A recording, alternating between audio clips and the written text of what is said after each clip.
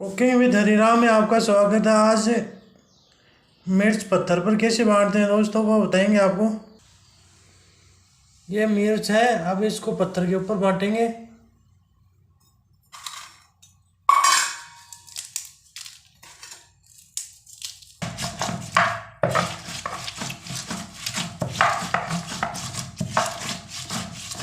पत्थर से पीसते हैं वो बढ़िया वाली, बहुत अच्छे पीछे हैं।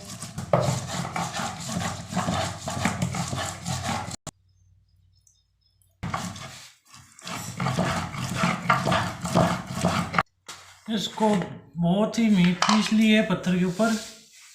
अब इसमें नमक डालते हैं, नमक डाल दिया है अब इसमें।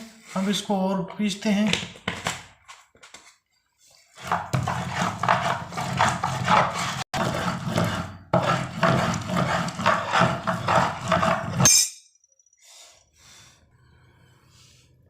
अब इसमें लहसुन डालते हैं, इससे स्वाद बहुत अच्छा हो जाता है।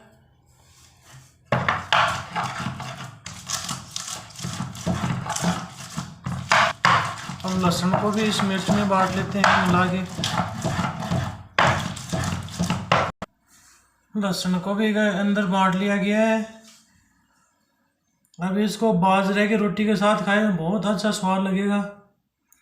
मिर्च की रेसिपी अच्छी लगे तो लाइक कमेंट शेयर और सब्सक्राइब करना। जय हिंद, जय भारत।